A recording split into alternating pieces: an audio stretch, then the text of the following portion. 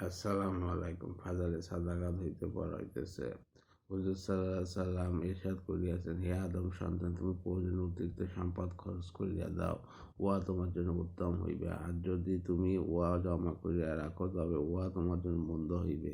আর প্রয়োজন পরিমাণ জমা করিয়া রাখিতে কোনো দোষ নাই। যাদের রুজি তোমার জিম্মায় রহিয়াছে, তাদের উপর হইতে খরচ আরম্ভ করো, কেননা তাদের উপর খরচ করা অন্যদের হইতে অগ্রাহ্য।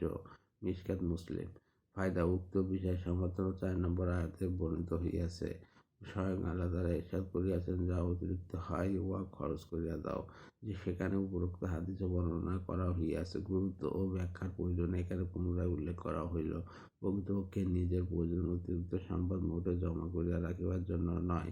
উহার জন্য সবচেয়ে উত্তম ব্যবস্থা হইল আল্লাহ তাআলার ব্যাংকে জমা করিয়া দেওয়া, যা কখনো ধ্বংস হইবে না, উহার উপর কোনো বিপদ আসিবে না, বরং এমন কঠিন মুসিবতের সময় কাজে আসিবে যে সেই তুলনায় এখানে প্রয়োজনসমূহ কিছুই নয়।